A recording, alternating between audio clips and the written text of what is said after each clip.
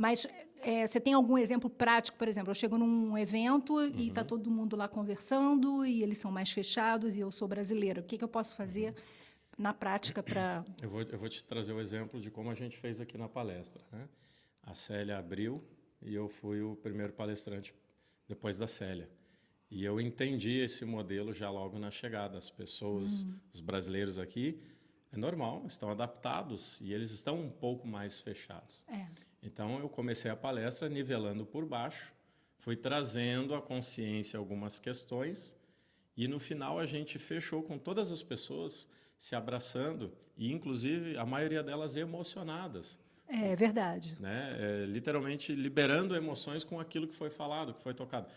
Ah, então Porque você percebeu que os brasileiros que estão aqui são um pouquinho mais fechadinhos, e aí você começou aos poucos. Então, isso. a dica seria ir mesmo aos poucos. Isso, porque eu me adapto à cultura do É. outro, me espelho e depois eu começo a colocar a minha cultura, sutilmente avaliando resultado a resultado a cada momento, porque ainda assim você está mexendo com histórias de vida diferentes, padrões de comportamentos diferentes, crenças diferentes e identidades diferentes. Então eu preciso adaptar todas as estratégias, avaliar o resultado, porque aí eu conquisto o time.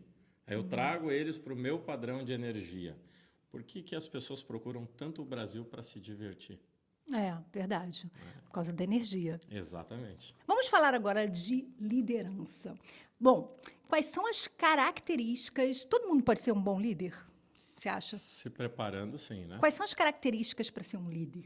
Bom, Ou melhor, um bom líder. um bom líder, né? Não adianta ser um líder, tem que ser um. O Hitler também era um líder, mas. É, Né? eu acho que começa com o propósito, né? O que nós desejamos da nossa equipe e o que nós queremos atingir como resultado. Então, com base nos níveis neurológicos, quando a gente pensa num pai e numa mãe, são os líderes de uma casa, né? Eles são responsáveis por criar o tipo de ambiente que os filhos deles serão criados lá dentro. Que tipo de comportamentos, habilidades, crenças e valores, assim qual é o ser que eu vou formar lá, através da minha liderança. Quando a gente fala de uma liderança corporativa, é de que forma eu vou trazer, né, de que forma eu vou levar a minha equipe aos melhores resultados. Porque se eu sou o líder da equipe, eu sou o responsável por criar o melhor ambiente, por dar o exemplo dos melhores comportamentos, por Então, dar... ser um bom exemplo. Exatamente, porque se eu sou líder, eu sou modelado. E aquela frase que diz faz o que eu digo e não faz o que eu faço, nunca serviu de exemplo para ninguém. Isso sobre um regime autoritário, sobre uma liderança autoritária, talvez funcionasse. Mas eu Acho que fico nem é assim. sem... e tu fica sem moral para cobrar isso. Cobra que eu faça isso, mas você não aplica.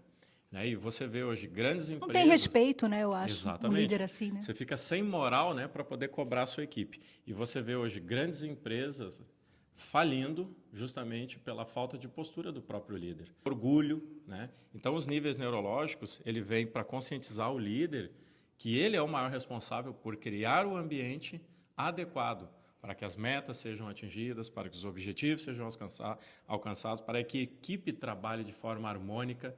É fácil? É um exercício diário. Então, você diria, bom, dar um bom exemplo, tem mais alguma coisa? Dar um bom exemplo, deixar claro, né, como propósito, quais são os objetivos da empresa, as crenças da empresa, os valores da empresa, porque funcionário, os valores dele têm que conversar com os valores da empresa. Uma vez que isso não acontece, não há uma concordância e não há o melhor desempenho desse colaborador. Ter valores para a empresa, mas também ter os valores básicos, né? De boa Exato, conduta, né? exato, valores pessoais. E aí, quando eu crio toda essa atmosfera, eu estou facilitando o resultado. Não só o resultado meu como empresário, mas o resultado dos colaboradores ofertando um ambiente de crescimento, ofertando um ambiente consciente de que todas essas ações são sistêmicas. E eu acho que o conhecimento também, né? Porque não adianta você Sim. ser líder sem conhecimento, né? Exato, exato.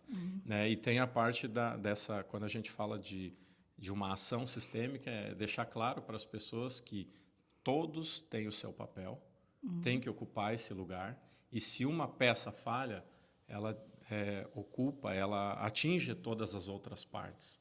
Então, um líder que pensa de forma consciente, ele leva isso para os seus liderados a ponto deles entenderem que sim, desde um papel que está ali no chão, ele vai ter influência para o cliente que chega na empresa e ver o cuidado, o capricho, o valor que se dá para a estrutura. O valor que se dá para a estrutura se dá para as pessoas também. Tem empatia também, né? E quais práticas diárias ajudam a desenvolver habilidades de liderança?